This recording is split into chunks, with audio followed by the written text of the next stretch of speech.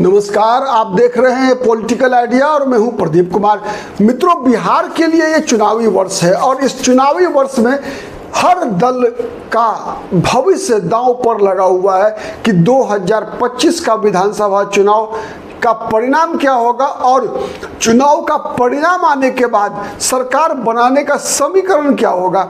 और इसके लिए जिस प्रकार का दोनों गठबंधन, अभी तक तो दो गठबंधन आमने सामने की लड़ाई लड़ रहा है, तीसरा गठबंधन बनाने की चर्चा भी चल रही है, जिस चर्चा को मजबूती प्रदान कर रहा है कहीं ना कहीं कांग्रेस पार्टी की गतिविधियां, प्रशांत किशोर की गतिविधियां, चिराग पासवान की डफली अलग बजाने का राग, उपेंद्र कुशवाहा का क्या होगा, अब तक मंत्रिमंडल में विस्तार नहीं हुआ, मंत्रिमंडल में केंद्र में शामिल नहीं किया गया, कब कौन सा खेल यहाँ बिहार में हो जाए। ओवैसी की पार्टी अलग आरजेडी से ये दबाव बना रही है कि ओवैसी के साथ आरजेडी और तेजस्वी यादव तालमेल करें, क्या होगा कहना मुश्किल है। लेकिन ये लड़ाई केवल गठबंधनों के बीच नहीं है बल्कि गठबंधन के अंदर भी चल रही है, गठबंधन के अंदर भी चल रही है। कल हमने बात किया था महागठबंधन के अंदर जो गांठ है वो गांठ ढीली क्यों है, किसके किसके बीच लफड़ा चल रहा है।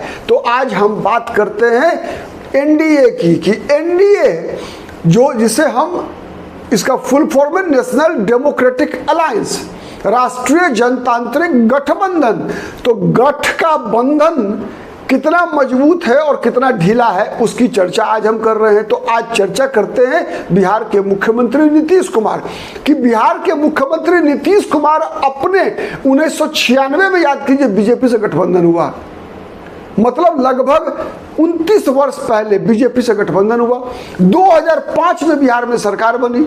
हाँ ठीक है, बीच में आप कह सकते हैं 2013 से लेकर 2015 तक जब नरेंद्र मोदी प्रधानमंत्री पद के उम्मीदवार बनाए गए बीजेपी के तरफ से और नीतीश कुमार अलग हो गए बीजेपी से, फिर 15 के विधानसभा चुनाव राजद के साथ लड़ा, उसके बाद 17 तक चली सरकार। तो ये 4 साल और फिर 2 साल बीच में और जब तेजस्वी यादव के साथ गए नीतीश कुमार, तो ये 6 साल लगभग, मैक्सिमम 6 साल है, उससे कभी है।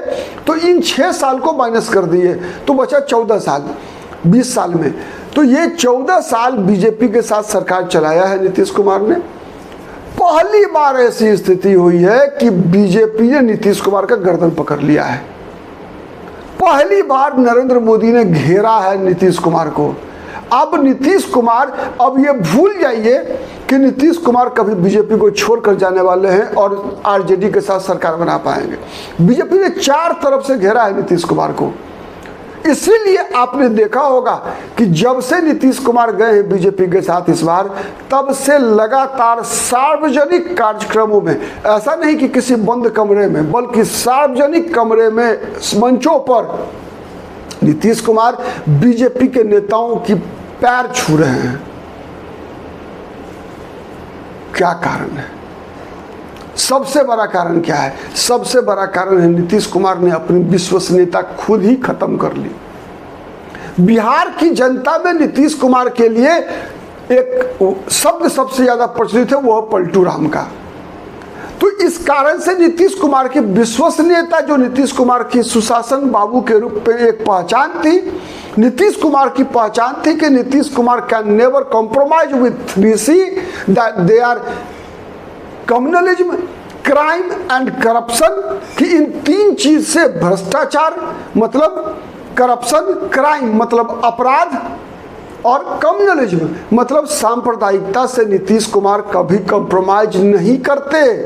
चाहे बीजेपी के साथ सरकार में रहे हो तो बीजेपी को नीतीश कुमार के लाइन पे चलना पड़ता है, आरजेडी के साथ सरकार में रहे हो तो आरजेडी को भी नीतीश कुमार के लाइन पे चलना रहता है, चाहे नीतीश कुमार की सीटों की संख्या अपने दूसरे सहयोगी के तुलना में कम हो या ज्यादा हो। नीतीश कुमार तीसरे नंबर की पार्टी हो चाहे पहले नंबर की पार्टी हो, नीतीश कुमार ने अपनी शर्तों पे सरकार चलाई है।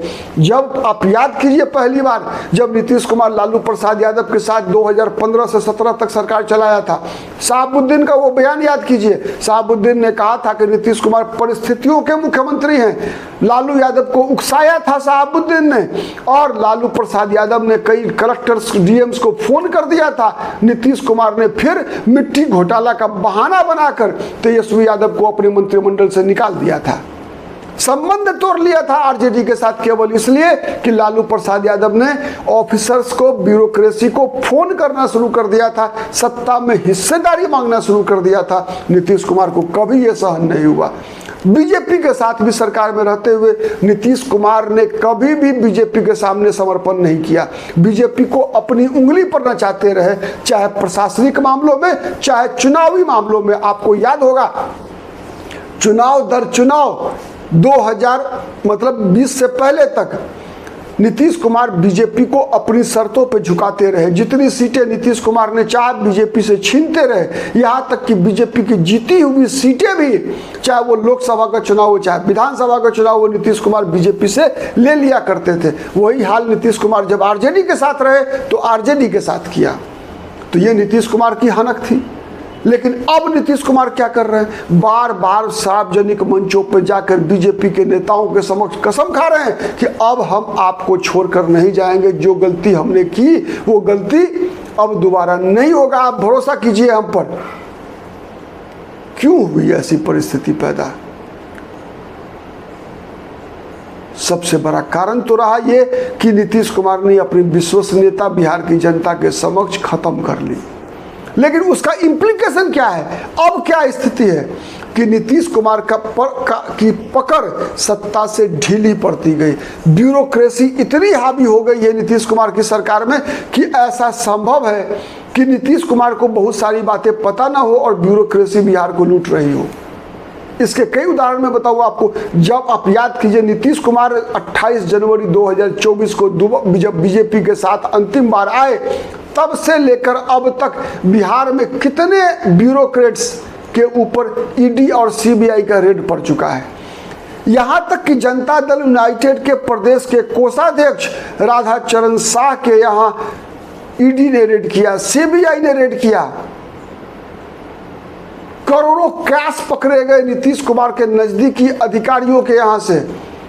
कुछ अधिकारी तो जेल में भी है, संजीव हंस जैसे लोग।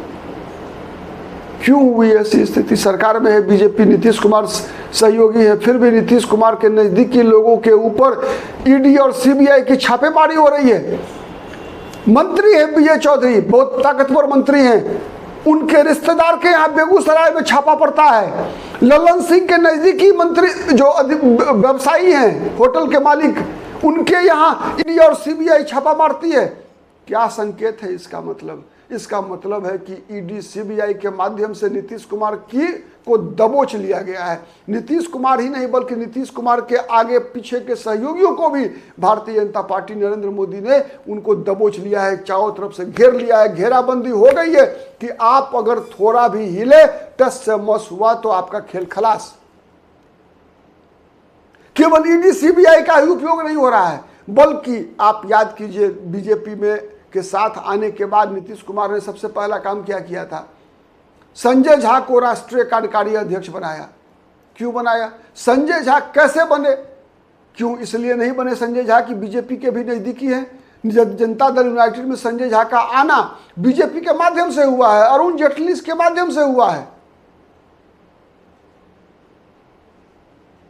और इस बार भी 28 जनवरी याद किए 2024 जब नीतीश कुमार बीजेपी के साथ गए थे, तेजस्वी यादव का साथ छोड़कर, आरजेडी का साथ छोड़कर, कांग्रेस का साथ छोड़कर इंडिया अलायंस से बाहर गए थे।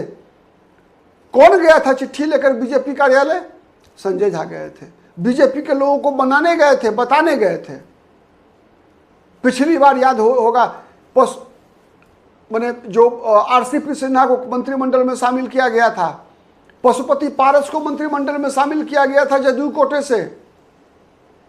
ललन सिंह नाराज हो गए थे, नीतीश कुमार को भड़का कर ले गए थे आरजेडी के साथ। नीतीश कुमार ने भांडा फोड़ दिया प्रधानमंत्री के सामने कि यही ललन बाबू हमको लेकर चले गए थे। अब उसी ललन सिंह को बीजेपी ने, नरेंद्र मोदी ने अपनी सरकार में शामिल किया है, मंत्री बना दिया है। और संसद हो चाहे संसद के बाहर, वही ललन सिंह नरेंद्र मोदी का नाम का माला जप रहे हैं। संजय झा हर काम का श्रेय नरेंद्र मोदी को का चरित्र चित्रण जिस प्रकार से कर रहे हैं, लगता ही नहीं है कि वो सहयोगी दल के अध्यक्ष है, बल्कि लगता है कि भारतीय जनता पार्टी के एक राज्यसभा के सदस्य के हैसियत से के रूप में ही प्रधानमंत्री का गुणगान करते हैं। केवल औपचारिकता होती है जब वो नीतीश कुमार का नाम लेते हैं, चाहे वो ललन सिंह हो, चाहे वो संजय झा हो, चाहे अशोक चौधरी। अशोक चौधरी भी उसी भूमिका में है। अब तो चिराग पासवान के माध्यम से जुड़ चुके हैं, वो सीधा हॉटलाइन चालू हो चुका है अशोक चौधरी का भी। और जनता दल यूनाइटेड में इन तीन चेहरों का कितनी बड़ी भूमिका है ये बताने की जरूरत नहीं है बिहार के मतदाताओं को, बिहार के लोगों को। अब उसके बाद और क्या कर रही है बीजेपी? चिराग पासवान को देखिए, नीतीश कुमार के रहते हुए आगे कर दिया बीजेपी ने। ये बात बीजेपी के लोग बोलते हैं कि हम नीतीश कुमार के नेतृत्व में चुनाव लड़ेंगे, लेकिन चुनाव के बाद कौन मुख्यमंत्री बनेगा? कभी सुना है नीतीश कुमार का नाम? नहीं। चिराग पासवान दिल्ली से, वहां से एक कार्यक्रम होता है राष्ट्रीय चैनल का, उसमें बोलते हैं कि बिहार बुला रहा है। वैसे ही जैसे प्रधानमंत्री नरेंद्र मोदी जब पहला चुनाव लड़ रहे थे तो बोले थे कि मां गंगा ने बुलाया है। अब चिराग पासवान को भी हनुमान बताते हैं अपने आप को, और बिहार बुला रहा है। तो बिहार क्या बुला रहा है? वहां तो कैबिनेट मिनिस्टर है, यहां आकर क्या कैबिनेट मिनिस्टर बनेंगे? नहीं भाई। उनके बहनोई ने कहा है कि हमारे कार्यकर्ता चाहते हैं कि चिराग पासवान मुख्यमंत्री बने। और चिराग पासवान ने भी आरा के रमना मैदान में एक कार्यक्रम में कहा कि चिराग पासवान 243 विधानसभा सीटों पर चुनाव लड़ रहा है। मतलब क्या है? संकेत साफ है। किसकी ताकत पे, किसके बल पे चिराग पासवान इस तरह की बातें कर रहे हैं? क्या इसके पीछे बीजेपी का हाथ नहीं है? क्या इसके पीछे प्रधानमंत्री नरेंद्र मोदी का आशीर्वाद नहीं है? चौथी बात, सर्वे रिपोर्ट का उपयोग हो रहा है। कई बार कहा जाता है सर्वे मैनेज होता है। सर्वे मैनेज कौन कर सकता है? सी वोटर किसका है? ये देशमुख कौन है? यशवंत देशमुख किसके नजदीकी हैं? और यशवंत देशमुख किसके कहने पर तेजस्वी यादव को नीतीश कुमार से 12% का डिफरेंस दिखा रहे हैं? दिखाने का प्रयास किया जा रहा है कि नीतीश बाबू अब आप कहीं नहीं है, मान जाइए, छोड़ दीजिए कुर्सी। और चिराग पासवान को आगे करके नीतीश कुमार को डराया जा रहा है। नीतीश कुमार को यह संकेत दिया जा रहा है कि 100 सम्मान आप कुर्सी छोड़ दीजिए। सीटों के मामले में बार्गेनिंग करते समय नीतीश जी ध्यान में रखिएगा, 4 हथियार हमारे पास है। ईडी सीबीआई है, ललन सिंह, संजय झा, अशोक चौधरी है, चिराग पासवान है और सर्वे भी एजेंसी भी है। ये सब कुछ है। तो निष्कर्ष यही है कि नीतीश कुमार अपने राजनीतिक जीवन में पहली बार फंसे हैं और नरेंद्र मोदी की गिरफ्त में हैं, जिससे निकलना नीतीश कुमार के लिए असंभव नहीं है तो मुश्किल जरूर है। आज के लिए इतना ही। बहुत बहुत धन्यवाद। नमस्कार। जय हिंद, जय भारत।